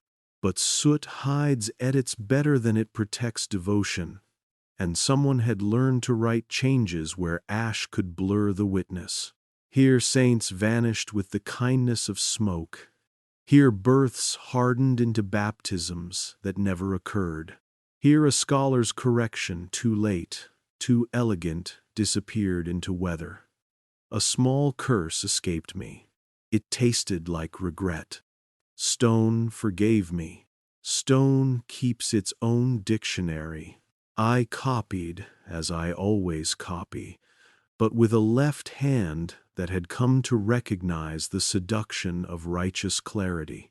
The first rule of copying is to doubt the pleasure of being right.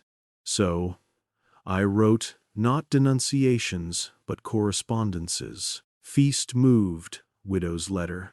Soot, margin, priest's homily, praising prudence that week. Storm absent in ledger coastline, altered fisherman's petition denied as superstition. Small shrine appears near rocks. I did not trust my conclusions. I trusted the company they kept. What you must understand is that subtraction is easier to love than addition. To remove a day feels like tidying a desk. To add a year feels like admitting you miscounted a life.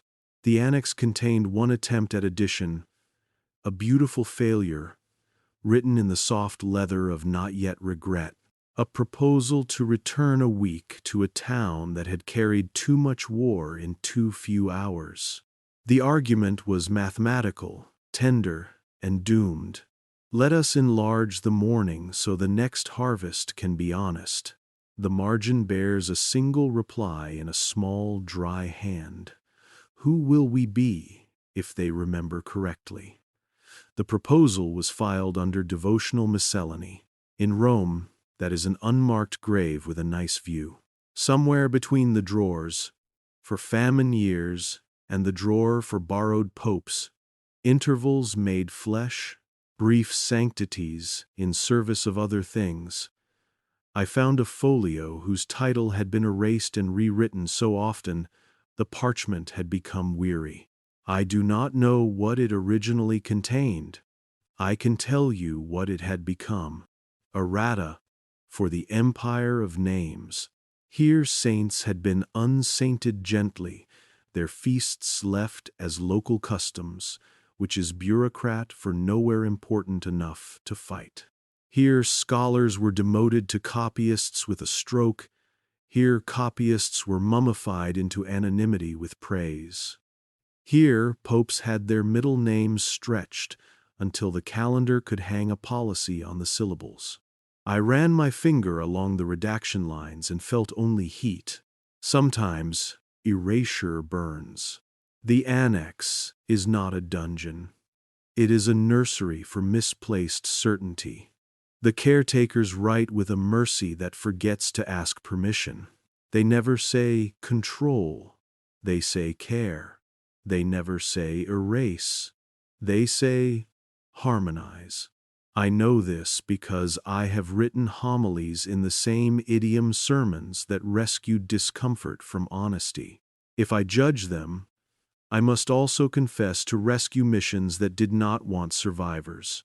A priest, even a retired one, should know when to call himself complicit. On the 6th drawer of the 7th cabinet, a scheme that would please numerologists and bore citizens, I found a transcript of a tribunal concerning a calendar correction that failed to pass. It failed not because the math was wrong, but because a school teacher had written a song. The song taught children their town's weather in a cadence that did not match the New Year's ambition. The tribunal's summary admitted defeat. We cannot move the rain if it has learned to rhyme. I closed the folio and laughed aloud, the kind of laugh sorrow uses when it wants not to be impolite. The annex did not laugh with me. Stone respects rhyme the way it respects moss. I tell you these particulars not to drown you, but to baptize your skepticism into patience. This chapter is not thunder. It is barometric pressure. It is the part of the storm that trains the window to expect a knock. You want a blade. I am sharpening you a pencil. There was another map. It belonged to no coastline, no caravan, no saint's procession. It was a city of rooms that had replaced their walls with dates. When I touched a threshold, the year changed. When I stood in a window, a plague was renamed as mercy. When I crossed a courtyard, a coronation lost its hour and gained a vigil. The legend at the bottom offered no compass, only a sentence. If memory will not kneel, surround it with hospitality until it believes itself honored. The word hospitality tasted like incense, and I disliked the way it lingered. In a deep drawer that required a knee, I found at last a thing that did not want to be found. A ledger of apologies never sent. Small notes in graceful hands to people whose anniversaries had been moved, whose births had been baptized into new weather, whose losses had been softened into feast days that did not help. "We are sorry for the administrative accident of your grief," one began, and then, in a different ink, "Do not send." The signatures were initialed. The initials were familiar. I did not cry. I let the page warm under my palm until the oils from my skin made a dull moon in the margin. I made of that a seal. Outside the annex, in the better-lit world that believes light is the same thing as truth, I began to notice the ghosts. A market that shivered because the saint who steadied it had been retired by a memo. A prayer that rhymed with a weather pattern that no longer visited. The old men sang it anyway because their backs remembered when to ache. A child asking why her birthday never fell on the day her mother promised it would. The mother's answer, "Because the church loves you," performed its duty without believing itself. Ghosts do not rattle chains in Rome. They tidy ledgers until you forget you were owed a noise. If I could extract one lesson from the drawers and serve it to you like bread, it would be this: time does not forgive edits. People do.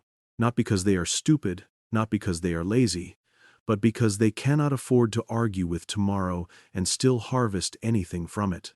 We think of forgetting as a failure of virtue. It is often an accomplishment of survival. The annex depends on this. It is the only cruelty I will name without qualifying it. I left when my hands began to shake from hunger, the ordinary kind, the useful kind that keeps a man from moralizing. On the way out, I paused at a cabinet labeled Index Memoriarum. I have spoken of it in another corridor cards naming persons adjusted. Here the script was older, the abbreviations less ashamed. A bishop improved by 4 days, a scholar stretched to fit a grant, a nun's vow retimed to be weather. My own card, I suspected, waited in another drawer under another brassy lip, with the same tidy adjective: accurate, inconvenient. I did not search for it. A man should not spy on his future if he intends to have one. Upstairs, the basilica had already practiced innocence. A rope swung a bell into obedience, and the bell gave the air a schedule. Pilgrims poured into the nave like polite weather. A sacristan corrected a candle with a gesture that would have made a surgeon proud. I slipped behind the tapestry where angels attend to swords that refuse light, and for a moment the room forgot me. It is a compliment in such buildings to be mistaken for air. In my cell I placed the day's notes under the cotton sleeve where the key slept. The sleeve holds a smell, now iron, old sweat, a little tea. I brewed another cup with the stubborn handle and did not sweeten it. I am trying to wean myself from the temptation to approve of tidy harm. I read the list aloud in a voice even I would trust.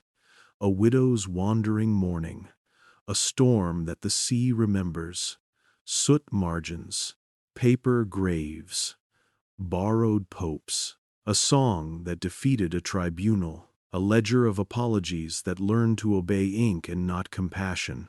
When I finished, I blew on the tea and counted the rings the steam made on the window. Stone calls this prayer. I find it accurate. What, then, is to be done with phantom years? You will expect me to say, restore them. But time is a jealous god when worshipped this way. You cannot give back a year without taking it from another.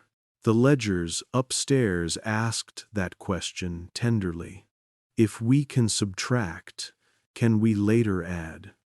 and fell silent because the only honest answer is no. You can only remember. You can keep a private calendar that refuses to kneel. You can teach a child to ask which day it had to be for the story to make sense. You can decline invitations to festivals that smell like a rescue from thinking. You can learn to love grief on its own schedule, which is to say you will be forgiven more slowly and forgiven better. Before sleep, I walked once around my room, touching the spines of books that have no chains. My hand remembered where the leather grew thin. My shoulder brushed the wall, where plaster keeps the ledger of our impatience. I laid down and taught my breathing to match the distance between the drawers below and the stars above, a space measured, tonight, in the width of a forgiveness without recipients. If that sounds pious, forgive me. Sleep is pious when it refuses to be scheduled. I will return to the prognostication room tomorrow, as men return to a tune they have not mastered. I will carry with me the stubborn fact of the widow's mourning that lost its address, and the map corrected by a storm that was inconvenient to someone's courage, and the tribunal humbled by rhyme. I will copy less. I will listen more. I will consider the possibility that the room has a conscience, buried in its brass, the way some statues have hearts only because thousands of hands have taught them where it should be. And when I leave, I will pass through the whispering corridor with a courtesy measured in steps, because even an audit has manners. If you have drifted while I spoke, if the annex has lulled you with its drawers and its double dates, do not be ashamed. Drowsiness is a form of resistance here. It drapes the mind in a cloth the soot cannot stain. Sleep, then, with this small, practical heresy under your pillow. Nothing that matters asks you to forget in order to love it. When you wake, if the day greets you with a brightness that seems one shade too polite, ask it which morning it borrowed. Then write today's date firmly in your own hand and lend it to no one. They did not come for me with keys. They came with schedules. A note arrived that morning on a visiting card that had not been written for me. It invited a certain father my name slightly revised to a pastoral consultation in a room I knew well enough to dread. The tribunal chamber adjacent to the archival stair, a place that smelled of beeswax, old wool, and polished arguments. The hour chosen sat perfectly between bells so that no prayer could interfere and no crowd could form. I understood the courtesy. It is easier to move a man when the city is resting its lungs. The chamber was modest in the way knives are modest. 3 chairs faced a plain table. Behind the table, 3 others waited like instruments laid out for a procedure. A Jesuit with a gaze as vertical as a plumb line. A canon lawyer whose quill rested on a blotter that had no stains. And a woman archivist I had seen often in the lower rooms, whose hands weighed folios the way a midwife weighs breath. None wore severity. Severity is showy. What they wore was competence. The Jesuit spoke first, because someone must. "You have been industrious," he said, without greeting or accusation. "Copying is a devotion when it feeds obedience. When it feeds confusion, it is a hunger we are required to cure." "I haven't published a word," I said. It sounded smaller than I meant it. "You have published to yourself," the lawyer answered, as if I had confessed to an improper charity. "And the self has a readership. It recommends its drafts to others, sometimes only by a look." Silence was not awkward here. Silence did what it had been trained to do. It framed the table, thickening the air until conversation became a relief. The archivist opened a folder and arranged 3 slips in a neat row as if setting out cutlery. My breath made a small mistake, she noticed. Accuracy is a courtesy that feels like surveillance when you are the subject. The Jesuit tapped the first slip with a gentle knuckle. A list of correspondences you keep, he said. Feasts moved, maps corrected, miracles domesticated, charities scheduled to escort laws. He did not ask where I kept it. He did not need to. The first talent of a careful institution is to know where a man hides his carefulness. The second slip, a sketch of the wheel and the calibrations, the astrolabe that thinks like a parish. He smiled slightly, not in approval, but in recognition. We used to teach that to novices, he said, before zeal made humility expensive. The third slip, names. Not many. Surnames, abbreviated. The beginnings of a memory rescue. Admirable. Inconvenient. I looked at the archivist. She did not lower her eyes. She did not raise them either. They rested in the exact place where truth sits when it refuses to become performance. We are not angry, the Jesuit said. We are gardeners. We prune. Anger is a storm. It tears. He folded his hands and made of them a small argument for mercy. You smell of the corridor, he added. Stone keeps the men it has taught. The lawyer slid a document across the table with the posture of someone who respects paper more than persuasion. A pact, he said quietly, written in beeswax ink, practical. It melts with breath, so we will not be tempted to archive it. Return what you have copied. Surrender the notes in your left hand. Consent to an adjustment. He paused. We will give your conscience a saint to carry. We will give your caution a feast to rest on. We will change your dates so the hunger to continue fades in a place where you cannot reach it. An adjustment, I repeated, and the word tasted familiar from the Index Memoriarum. A kindness with a ledger. The archivist spoke for the first time. Her voice had the texture of linen, plain, durable. We do not erase, she said.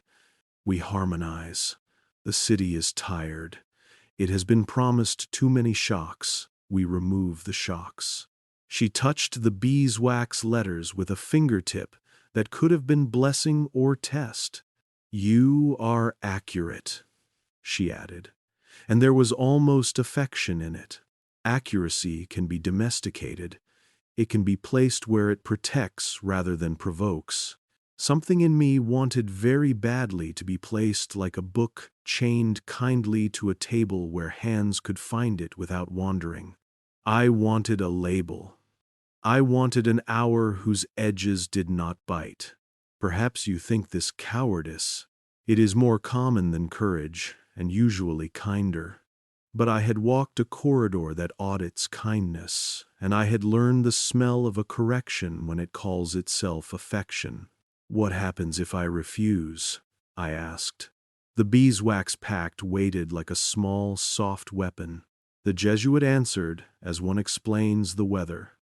We will not cage you. The Church is too practiced to prefer spectacle. We will adjust the hours most people remember you by. Your ordination will shift by a week. The commission you never took will be listed as completed. You will become a man whose shape the calendar does not require. The friends who need you will still greet you. The ones who might amplify you will forget you with gratitude, as if spared a fatigue they could not name. It was not a threat. It was the hygiene of a system that believes it has found the right temperature for the human soul. And maybe it had for many, if I had not counted drawers, if I had not read a widower's letter about a morning that lost its address, if I had not laughed politely over a tribunal defeated by rhyme, If I had not touched the soot margins and felt the heat of erasure, then perhaps the pact would have felt like mercy. "Tell me that line again," I said to the Jesuit, "the one you teach to novices." He did not pretend not to remember. Time, too, is a sacrament, when administered correctly. "Sacraments," I said, "are medicine you can see." I surprised myself with how steady I sounded. "You do not tell a man he is forgiven by altering his memory of the sin. You do not heal a famine by moving it to a gentle hour. You do not protect a city by dressing a century in well-cut lies." The lawyer, who had been writing nothing with exquisite attention, let his quill rest. "You mistake revision for falsehood," he said. "We curate. Without us, weather injures the soul more often than it needs to." "I don't mistake it," I said. "I've benefited from it. I've preached, 'God help me,' the softer version, when the harder one would have asked my people to think on days they needed only to breathe." I faced the archivist then, because only her hands felt honest in that room. "But you cannot make memory kneel without teaching it to hate itself." The archivist did not flinch. "We can teach it to rest," she said. It would have been a small thing to sign. The beeswax invited breath. The letters shone with that friendly dullness instruments have when they promise not to bruise. I could already feel the relief braided into it. Sleep without vigilance. Mornings without that narrow dread that files itself as hunger. I thought of Father Luca's key, of the corridor's curves that trained the calves to forgive straight lines, of the busts with their drilled pupils who accept no image and therefore dignify even weak light. "What would you like in return?" the Jesuit asked, almost kindly. "We do not bargain. We budget gratitude. If there is a child you wish to protect from the mathematics of the world, name her. If there is a parish that needs its sorrow shortened, name it. If there is a saint you think deserves his feast back, say so. We are not tyrants. We are custodians. Custodians." The word did an honest job of hiding authority. I pictured the widow without her mourning. I pictured a coastline that refused a ledger. I pictured a century trial written in a hand that loved the people it edited, and I felt my lungs narrow in a way I had learned to call prayer. "Keep the child," I said. "Return the morning. Give the coast its storm. Write apologies you intend to send." I lifted my eyes to the architrave, where an old motto ran thin, "Let memory kneel before authority." "And change that sentence," I added softly. "It misunderstands both. No one scolded me. They are too practiced to waste anger on men who confuse drama with leverage." The Jesuit folded the pact once, twice, and placed it back in the folder. The lawyer turned a page I had not seen him write. The archivist closed her hands around nothing and held it as if it were fragile. "Then we will adjust," the Jesuit said, with no malice. "Not your body, your hours, the sense at the edge of your name. The places where people are accustomed to finding you will remain. The moments when they might have asked you to speak will become busy elsewhere." I felt it, even then, like a draft that cannot decide which door it belongs to. A small displacement, a pocket of polite absence forming around a version of me that had nearly consented to ease. They were not lying. They were not even warning. They were informing me of how the city would keep its tempo. "You will still be a priest," the lawyer said, "if that comforts you." "It doesn't," I said, "but accuracy does." I stood. The chair approved the gesture by not scraping. The archivist's hands relaxed a degree, a courtesy so slight I almost mistook it for my imagination. "Where will you put what you know?" the Jesuit asked. It was not a trap. It was a pastoral question. In people, I said, one at a time. In the register of small habits. I will ask them what day they think it is. I will believe them. I hesitated. And I will keep a calendar that refuses to kneel. The archivist spoke again, almost in a whisper. Then you will make yourself very tired. I was already tired, I said. You are offering me sleep. I am choosing to rest. No one blessed me. That would have made a theater of it.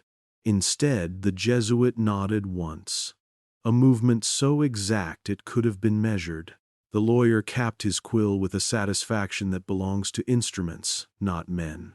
The archivist looked at my hands, as if counting the accidents they would soon commit, and then, with a gentleness that felt like permission, looked away. I walked out into a corridor that smelled of stone practicing forgiveness. The tapestry waited, with its angel's weapon refusing light. I placed my palm against the wall, where drafts translate into decisions, and for the first time since I had found the hidden lock, I said a childish prayer, the kind that slips past etiquette because it does not know any better. Let me be accurate without becoming cruel. Let me be kind without becoming an editor. The days that followed rearranged themselves. Not dramatically. That is not the Church's way. A catechism class that had asked me to speak wrote to say the time had been filled by providence. A scholar canceled a visit with apologies that read like weather. A friend greeted me with genuine warmth and the vagueness of a man who has forgotten which year we learned each other's temper. None of it hurt. That was the point. The wheel upstairs loves competence more than it loves theater. But some things would not move. The stubborn cup in my room kept the measure of my tea exactly as my mother taught me. The corridor's seventh step still introduced a curve it could not hide. The busts with drilled pupils watched my weak flame and crowned its sovereign. The widow's letter kept its creases. The storm insisted on the coastline. The tribunal still lost to rhyme. The ledger of apologies continued not to be sent. Reality can be made to kneel. It cannot be made to forget the posture afterward. I returned to the prognostication room one more time, not to bargain, not to gloat, but to count. I moved slowly around the table and read nothing. I let the wheel insist on its gravity without lending it mine. On the stand, the swan-bone quill lay where obedience would have liked it. I did not touch it. I did not need to tempt myself. The sentence, etched along its spine, had already confessed. Time, too, is a sacrament. When administered correctly, I breathed on it. The beeswax in a drawer somewhere softened for a moment and then remembered itself. Not all instruments melt. As I left, I heard the clerical version of thunder, minutes being rehearsed for a meeting that would never be called trial. The voices were not cruel. They were tired. They believed themselves necessary. I pitied them, and because I have learned to distrust the pleasure of pity, I added a small correction. I am complicit where I benefit. The room accepted the sentence and let me out. Above ground, the basilica had perfected a noon that promised no accidents. Tourists photographed a saint whose feast had been kindly moved to shake hands with commerce. A child recited her birthday with a confidence the calendar would betray only gently decades from now, when she would not mind. Bells interfered with sparrows. Sparrows forgave bells. I stood in that trained weather and felt relief try to court me again. I said no. Not loudly, not bravely, just exactly. The word made a small, clear sound in the mouth, the kind a key makes when it recognizes its door. If you have stayed with me this far, you may be tired. Good. Fatigue is an honest tutor. The climax you expected, the door broken, the machine exposed, the city awake, belongs to stories that don't have to live with tomorrow. Ours does. This is the climax we receive, a refusal written in a hand that does not enjoy itself. A man's dates moved quietly, while his feet learn to count a different way. A city that continues, patient as stone, competent as calendars, courteous as beeswax. Sleep, then, with one instruction tucked under your tongue, like a sacrament you are not ready to swallow. Do not let anyone administer your memory without your consent. If a morning arrives too polished, scuff it gently with a question. If a feast presents itself where your grief used to stand, invite your grief to stay for bread. If a stranger offers you a pact that melts, open a window and breathe. And when you wake, if you find you have been spared a fatigue you were meant to feel, write today's date slowly, accurately in your own hand. Keep it. Do not lend it to a ledger that has forgotten the difference between care and control. I am not here to recruit you into anger. Anger burns too fast to be a lantern. I am here to hand you a small, usable light one that does not demand applause, only accuracy. Listen. Below the basilica, the whispering corridor goes on breathing. The busts keep accepting darkness through their drilled pupils. The bronze door keeps enjoying its hinges. The wheel of months keeps its modest arrogance. The pact written in beeswax keeps waiting for a breath careless enough to make it disappear. Nothing I have told you has stopped any of that. The machine is patient because it is made of corrections. But patience can be taught better uses. If you need a single sentence to carry away, make it this. The most dangerous thing to them is memory returning. Not the shout, not the stone, not the scandal. Recall, a quiet stubbornness that refuses to be edited for convenience. So here is what I learned to do, one citizen at a time. First, keep a private calendar, not to defy astronomy, but to rescue your anniversaries from administration. Record the day your father softened, and the hour your child laughed like weather, and the morning your grief learned to breathe without permission. Keep feast days the city does not recognize, the day we forgave, the afternoon the rain told the truth, the market that used to be a prayer. If someone retires your saints, let them remain in your kitchen. Hang a ribbon for them on the cupboards inside, where only real hunger visits. Second, ask the world small, accurate questions. Not who conspired. That question gets drunk on itself. Ask instead, what day did it have to be for this story to make sense? If a treaty's miracle arrives precisely when donors gather, note the choreography. If a famine grows meek on the same week a vigil teaches restraint, praise the survival and write the date anyway. Gratitude is not an alibi. It can coexist with memory. Third, practice unloud refusals. When a feast appears where your sorrow used to stand, bring a chair for sorrow. Let it sit at the edge, dignified. When a headline tells you the past has been clarified, ask gently, which part was softened? When a curriculum glides over a century because it would embarrass a benefactor, put a paperclip on the page and teach your child the missing paragraph at the table where bills are paid. You do not have to found a school. You have to keep a drawer. Fourth, protect unadjusted names. The annex below keeps cards for people who have been harmonized. You can keep cards for those who must not be. Write the name that slipped from the roster. Write where you met them, what they gave you, how the day looked. When the city asks for a generality, answer with a person. 5th, audit your kindness. The ledgers that troubled me most were not written by villains. They were written by caretakers who feared surprise. When you comfort someone, check that you are not moving their pain to a nicer hour without consent. Let their mourning keep its address. Let their storm strike where the sea insists.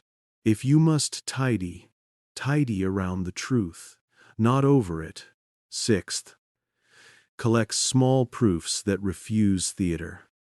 Keep the ticket whose date was impossible. Copy a weather line from an old farmer's notebook that contradicts the year they corrected.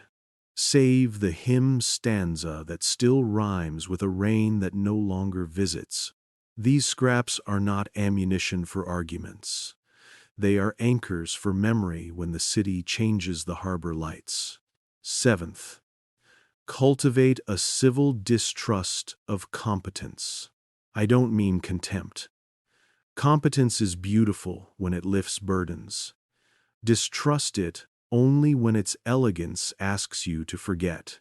If a solution arrives on time with perfect manners, offer it tea and questions. Ask it what it did with the noise. 8th, teach sleep to be an ally. These are stories for sleep because sleep can keep a thought warm without letting it catch fire. Before you close your eyes, repeat one stubborn line the city cannot digest. Time is a sacrament only when freely remembered. Let your breathing file that sentence, where beeswax cannot melt it. I am not naive about how much any of this changes brass. The bronze door will not rust out of courtesy. The wheel will not apologize. The corridor will keep auditing calves into humility. But the city above is not made only of instruments. It is made of kitchens and pockets, and the backs of receipts, and the stubborn handle of a cup that refuses to break where you expect it to. The ledgers cannot enter those places without being invited. Do not invite them. When I left the tribunal, they adjusted my hours, not dramatically. Men like me are not worth spectacle. A catechism class I loved found itself providentially filled. A seminar forgot I had accepted. A friend waved with the warmth of a man who could not place where our winter had gone. The machine was courteous, even in erasing my interruptions. That is how you will know it, if it visits you. Erasure disguised as relief. Be kind to yourself if you enjoy the ease at first. Then, quietly, begin to reintroduce friction, a marked date, a remembered tune, a name pronounced in full. I once told you, in a voice that learned its humility from stone, that silence wasn't sacred, it was enforced. Keep that, but do not become noisy. Become articulate. Whisper accurately. Whisper enough that children learn the vocabulary of weather, how hunger sounds at different hours, how bells correct sparrows, how markets learn to shake hands with saints. Teach them to recognize a treaty when it borrows a halo. Teach them to ask for the morning by name. If the room below ever tempts you as it tempted me with its courteous devices, remember the song that defeated a tribunal because the rain had learned to rhyme in children's mouths. Remember the widow whose letter refused to move grief to the nearest appropriate saint. Remember the coastline that told the cartographer, with salt and ruin the sea insists, accuracy is not sterile. It bleeds a little where it touches love. I could give you heroics. But heroics are loud currency, and the machine knows how to make change. I offer you economy instead, one refusal a day to let memory kneel, one date written in your own hand, one question asked, with the unembarrassed calm of a person who expects to be answered fairly. One apology actually sent. If you need a ritual to begin, tonight, write 3 lines. Today's date in the calendar the city recognizes. Today's weather as your skin understood it. The window argued with noon. Bread cooled like patience. Bells interrupted sparrows. Sparrows forgave. One small, unadjusted truth. Her laughter sounded older than last week. I was kind without editing. I said no exactly. Fold the paper once. Put it where you keep your keys. Let iron learn you faster than Scripture does. I will not promise safety. I can promise company. There are others keeping drawers. There are others teaching children the tune of real rain. There are others who, when a feast tries to replace their sorrow, set 2 plates and refuse to apologize. When the city tells them a century has been clarified, they nod and ask for the messy draft. We do not meet in secret. We meet at tables and we count. Before you sleep, allow me one last confession in a language that does not permit theater. I am tired, not of the work of the ease I was offered. Ease is hard to refuse, especially when it arrives as mercy. If you feel that ache, call it by its name. Place it beside the cup with the stubborn handle. Teach it to be patient. It will become discernment. And when the bronze door below me enjoys its next visitor, perhaps not you, perhaps a child who will grow into a caretaker with better nerves, may it find a city where private calendars have quietly multiplied, where kitchens keep saints retired by polite memos, where apologies are mailed instead of archived as drafts, where time is administered only by consent. The wheel will still be beautiful.